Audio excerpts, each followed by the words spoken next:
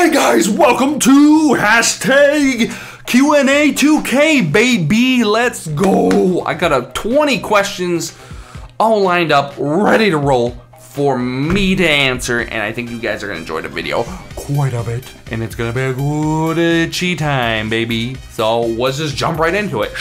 If you were working at Best Buy or YouTube, what would you be doing today? Well, probably just playing in a band of some sort, I'm sure, and going around playing at bars and things like that. I have a ton of different hobbies. There's that. I could be just doing that, or I could do like filmmaking. I could do, we used to do a lot more of short films and things like that with my brother, and that's another thing we like to do.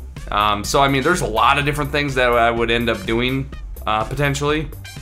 Other than, either way, they kind of lead into me doing YouTube again, because if I'm playing in a band, there's gonna be a time where I'm gonna want to record a video of us playing a song or doing a cover or whatever and posting that on YouTube. If I'm doing filmmaking, obviously we want to share our favorite, our final products of the film. We end up putting it on YouTube. So either way, it's gonna lead me back to YouTube. Best Buy was just kind of a thing because it was like, well, it's a technology store, and I was looking at getting a different job and going somewhere else, so I ended up going there. I could end up being potentially somewhere completely else. Other than Best Buy. Best Buy just happened to work out really well, and yeah, that's just where I'm at right now. But either way, it's all gonna lead back to YouTube, honestly. It's just gonna happen. It's just, you're gonna have to have me, okay? Okay? Dusty, why did you start YouTube, and how has it affected your relationship in real life situations? Ooh, the dirty details. Well, if I was actually like putting 100% of my time into YouTube, I wouldn't really talk to a whole lot of people. Lately, I've been kind of taking a break here and there just because, yeah, I kind of want to hang out with my friends, and you'll see it. That's kind of how it's affecting me. Like, there's a point in time where you're doing YouTube constantly, and it's because you're not really talking to anybody. You're not really, I mean, you have friends, but you're not really talking to them at all, anything like that after high school. And so I had all this time in the middle during college where I was like, well, I'm by myself. I might as well just start. So I just started doing YouTube. I just started 100% focusing my time on there, because I was like, well, if I could ever retain an audience, it would be fun to live stream or fun to make videos, because I could talk to them and they'd be no different than talking to my friends over the course of the internet, or, some kind of way.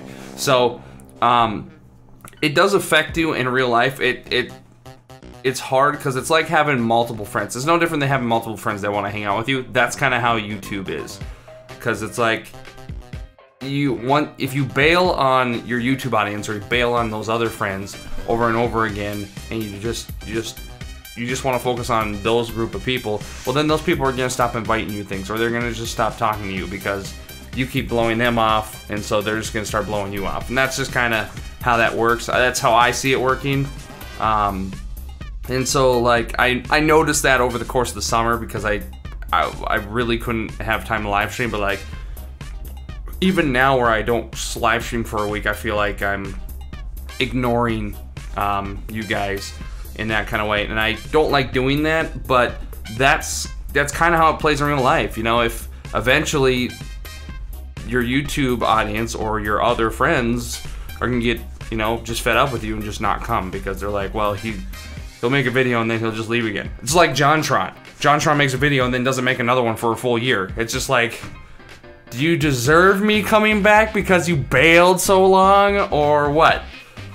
That's the way I see it anyways. And I think when if you guys end up building up an audience, if you're trying to build up an audience, you'll see that more and more.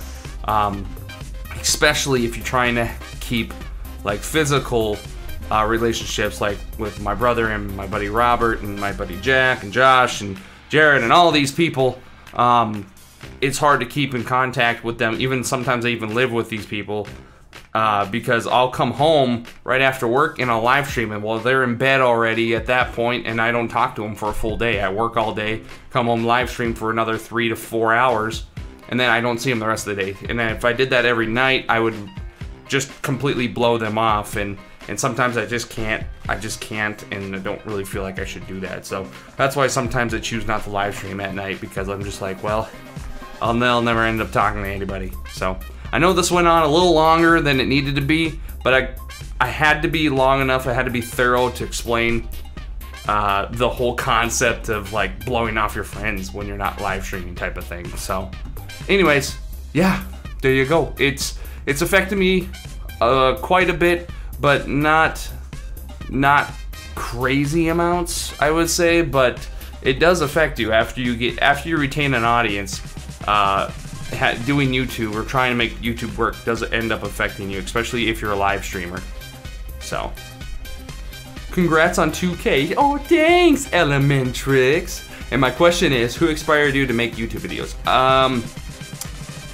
I guess if I had to choose who inspired me and all that fun stuff, it would have to be like YouTubers like Speedy W and Vanoss Gaming.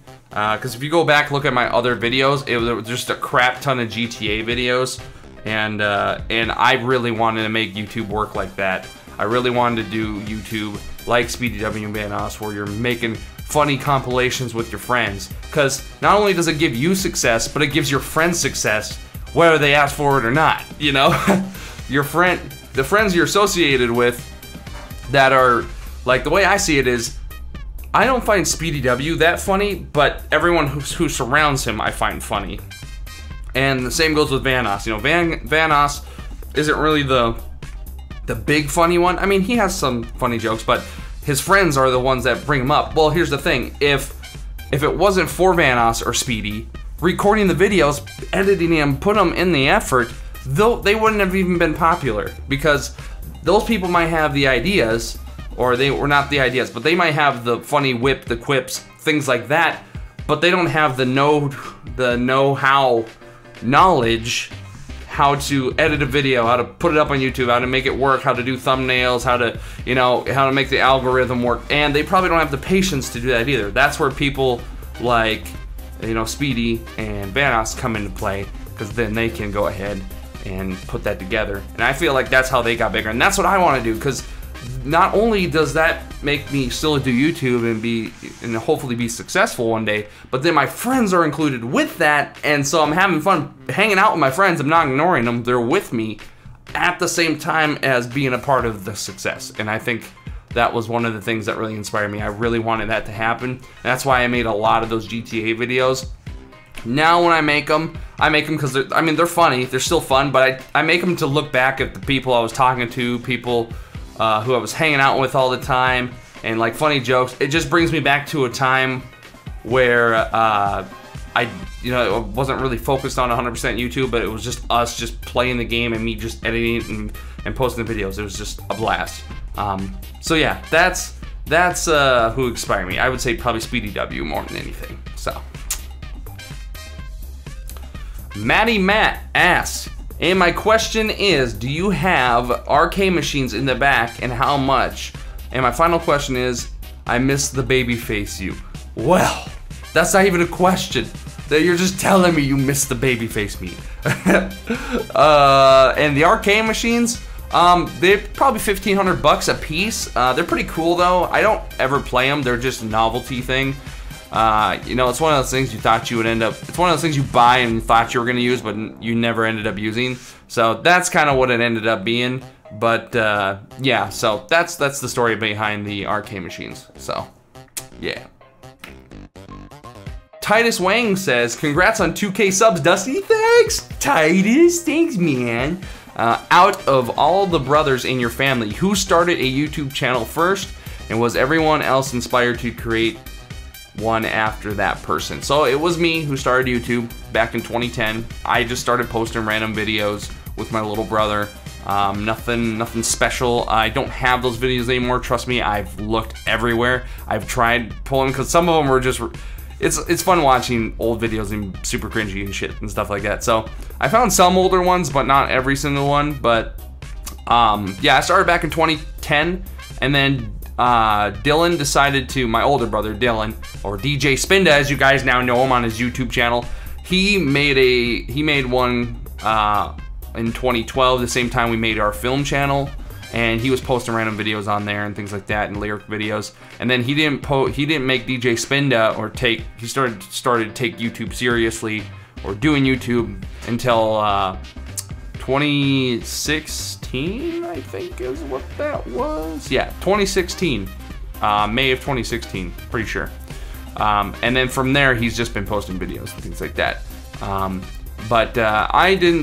started posting YouTube videos a long time, but I didn't take YouTube seriously until that spring of 2016 as well, where I just went through and just posted a bunch of videos and did live streaming and all that. So yeah, that's where I started it, and then it snowballed from there. I've tried to make my little brother, Bro, or Devin is his actual name, to do a piano YouTube channel and just record him playing his songs on his phone. It'd be great, because he plays piano constantly, and I have video footage that I want to show you guys sometime.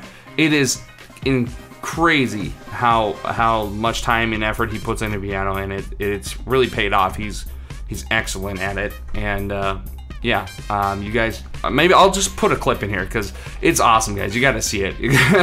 But anyways, yeah, if he made a YouTube channel, that'd probably do really well. And he's been learning like gaming, different video game music too, like Banjo-Kazooie. Learned a crap ton of songs from Banjo-Kazooie, and so on and so forth, other games and things like that. So, but so far I was the one that started it all. So, woo!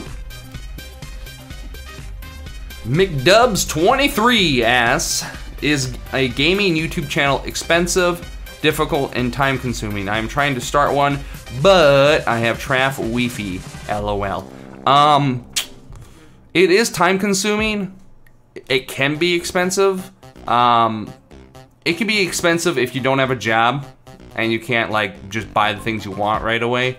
I think that's why I was able to start YouTube a little earlier, is because I had a job when I was 16, and so I had 2 years at home where I just was saving money, didn't have any bills, just paid car insurance for my vehicle, and so I had all this money, and I bought a bunch of audio stuff. I bought Elgato capture card. I bought, you know, a webcam, and Logitech C922 webcam, and the list goes on and on from there. And it is expensive. I mean, it doesn't have to be, but the essentials are audio, capture card, webcam.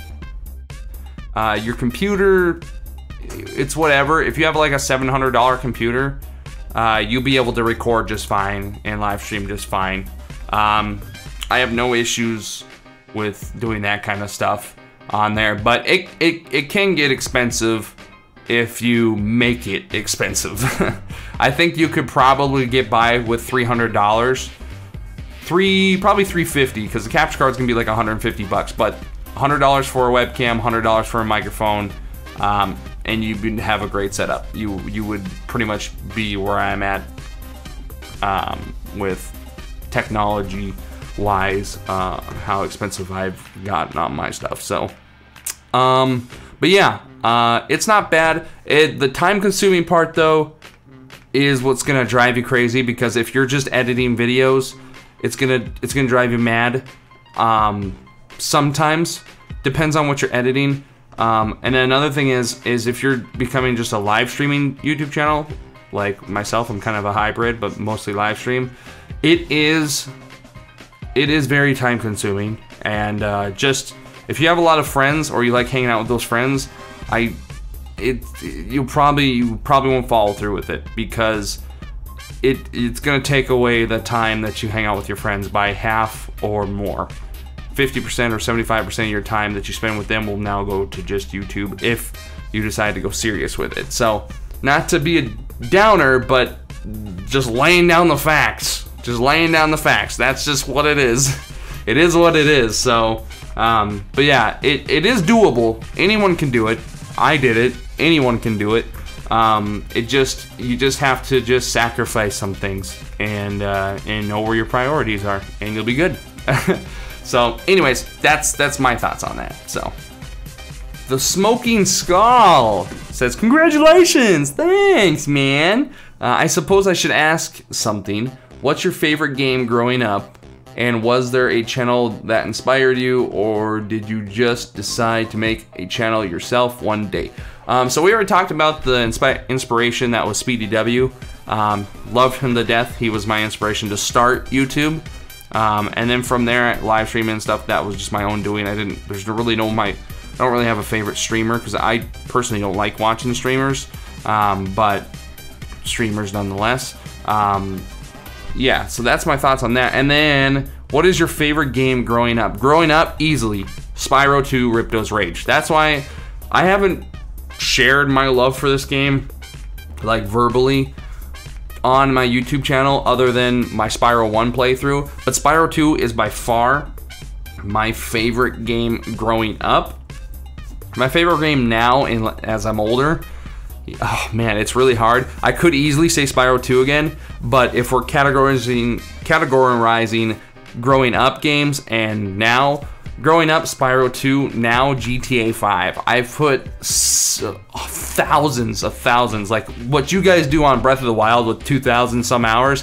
Yeah, I put that and more, well more than 2,000 hours in GTA 5 because I had played it on PS3 when it first came out. Then I got it on PS4. Then I got it on PC when it came out, and I've played the games nonstop, modded them on PC. It's insane. I put so much time in GTA 5, and that's why you'll see a lot of my videos I focus on GTA 5 because it is just so much fun to play with friends. And but yeah, growing up, Spyro 2 Ripto's Rage. That game is clutch. I love it. Tom Kenny is the voice of Spyro in that.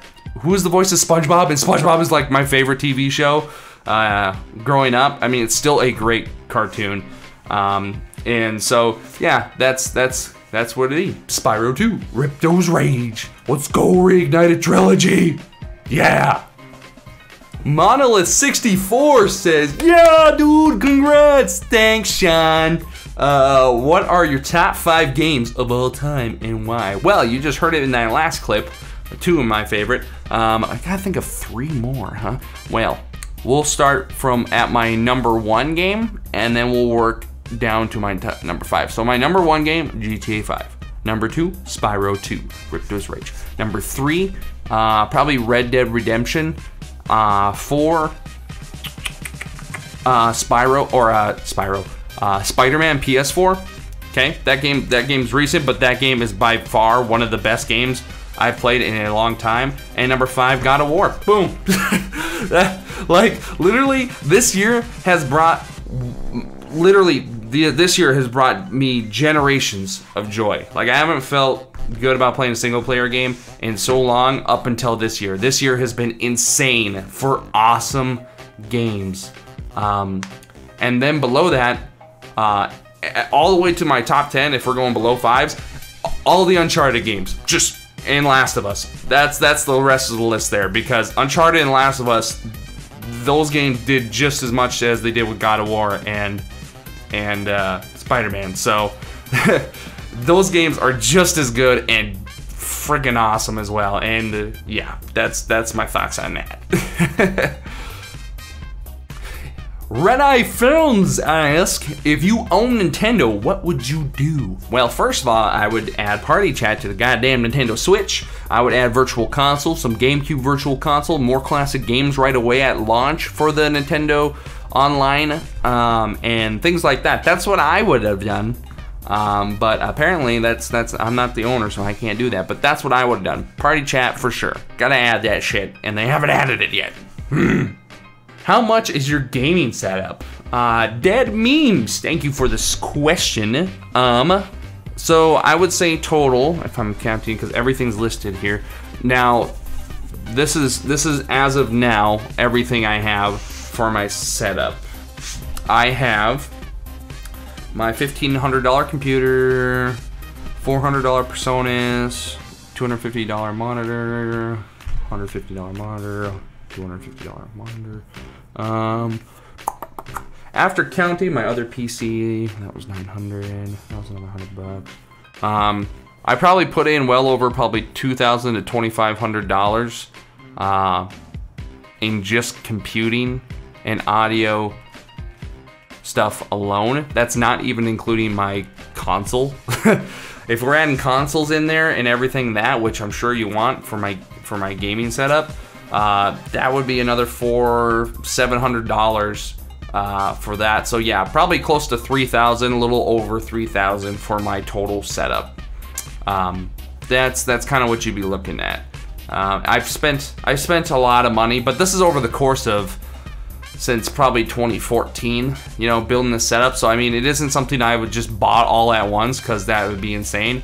But yeah, pretty much every paycheck I buy something new with my stuff, whether or not it's I'm not spending $1,500. I didn't spend $1,500 just one paycheck off of nowhere. when I built this new PC of mine, I bought it one piece at a time.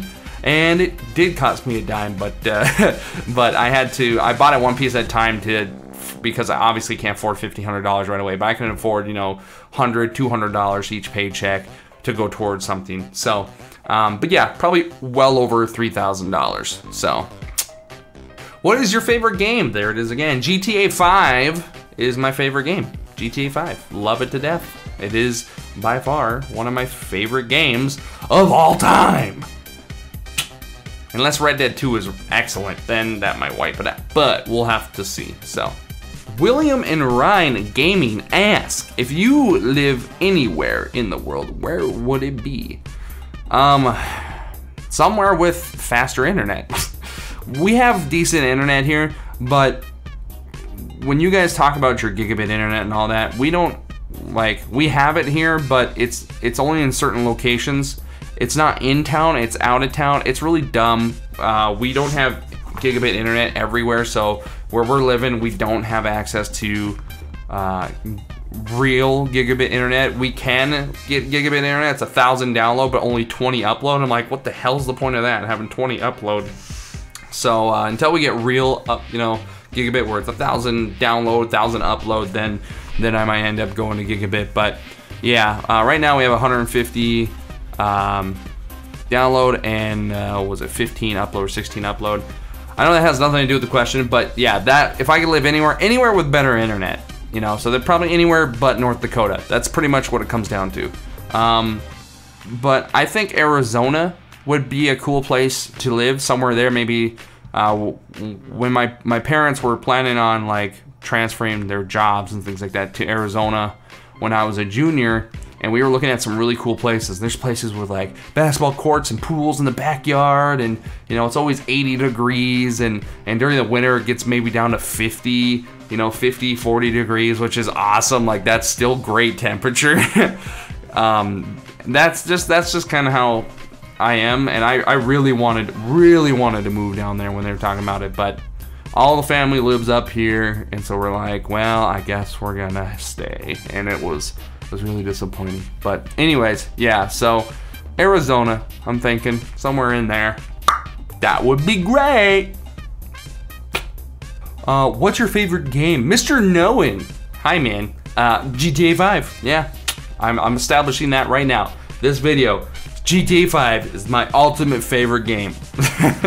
Okay. Ninja Kid Extreme, what up, dude? He asks, are you gonna be doing any recent Switch releases as Undertake Arc and the new Pokemon games in Smash? Well, I don't know what Undertake Arc is, unless you're talking about just Arc Survival, but the Pokemon games in Smash, 100% yes. I'll either do a playthrough, or I'll do a live stream. More likely live streams for Smash, maybe probably a playthrough, like video-wise with Pokemon. That's kind of what I'm thinking. But either way, they're gonna be covered regardless, so it's gonna be dope, and I'm excited for those games. Some people have been hating on the new Pokemon game. Honestly, I think it's gonna be fun. I think it's gonna be a nice little fresh, little bit of a difference to Pokemon, but yet still keeping it, Pokemon related. So we'll see. We'll see how it goes. Yay! Israel is the GOAT.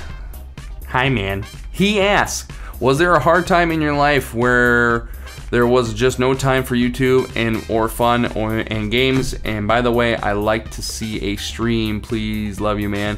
Yes. Well, I've gotten back into streaming, so this question was a long time ago. This was like a month ago already. And so anyways, I'm a lie. It says right there, it's September 17th. Okay, it was a couple weeks ago. Okay, get off me. All right. I'm finally getting to this. All right.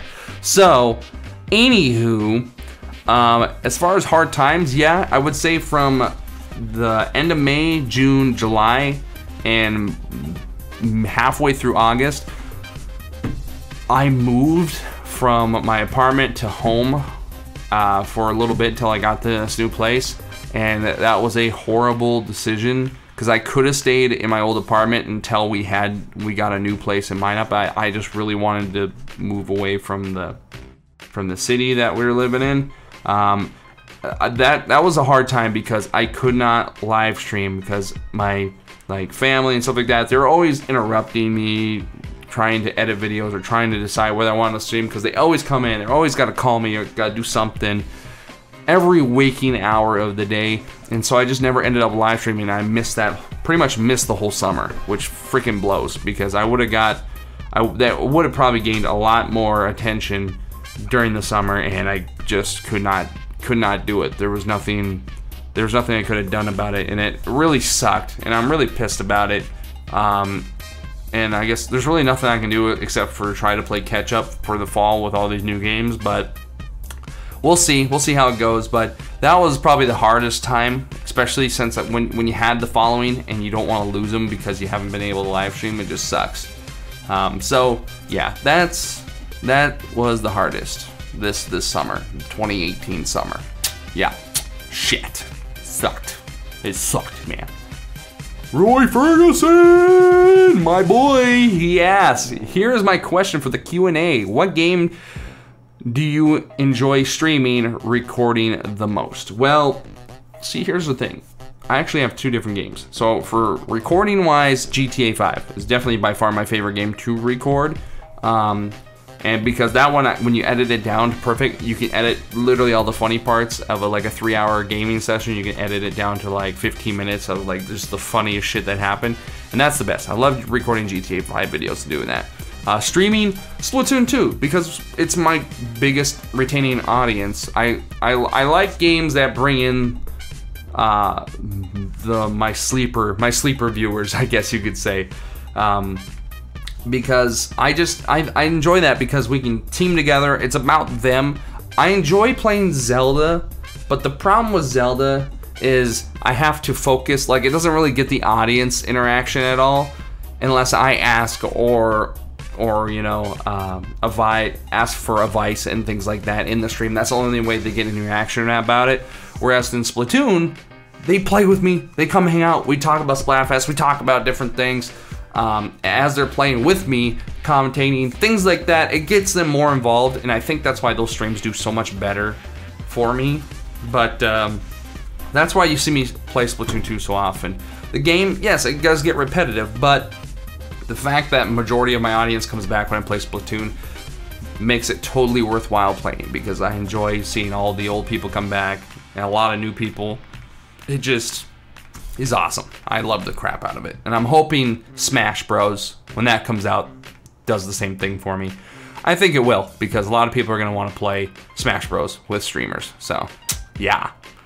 Little Killer asks, possible Wayne Wild Nonsense Nerd collab stream in the future? If you're watching this, Wayne, Big Wayne, you should hit me up, bruh. We should chit-chat. We should collab sometime, Collab stream. I got you. If you play along, we can stream. Yeah, you know what I'm saying, Wayne. Vile. You know what I'm saying. You say, I keep up with you, Vile. I know your name change. Yeah. For the Q&A, Trevman asks, how many cats, dogs, and manga do you have? One of the things are not like the other. Well, I don't personally own any kind of animal, but my mom and dad, I grew up with them, obviously, so I've had them animals. Right now, they have their little Chihuahua, Emily, and then we have our big pug / Shiba Inu named Rambo, and those are the two pets that they have currently. I've had multiple pets in the past, but those are the two currently that we have. And then I'm assuming that since manga, like anime manga, I've never read one, never owned one.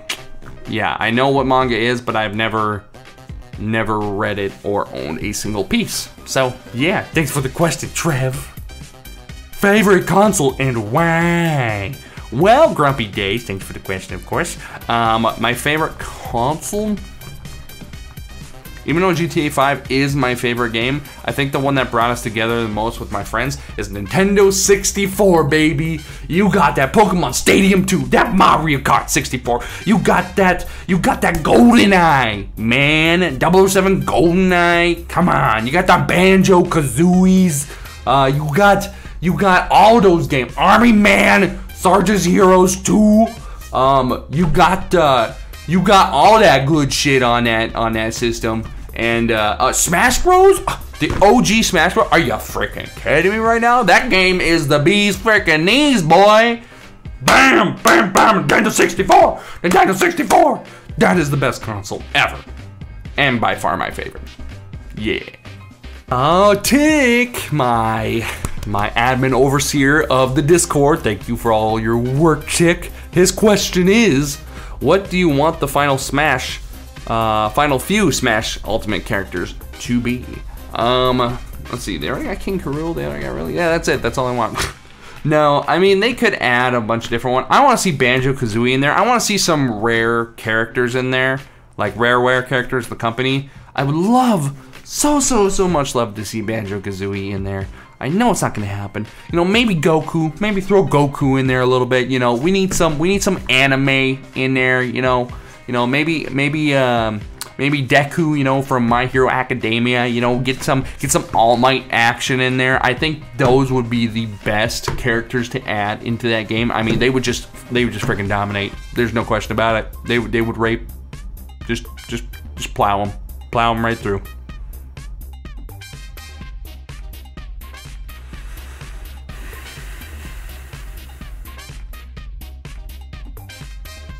Alrighty guys, that was it for all the questions that I received. Unless I get more, I apologize if I missed it, but it's been like a week now since I posted this video, so I'm like, that's plenty of time for people to get in here. But if you enjoyed, smash that like button, subscribe if you are new, prepare for more live streams, some more videos, of course, especially when Red Dead 2 drops. So much fun in all that stuff. I really appreciate all you guys who've subscribed recently for Spider-Man.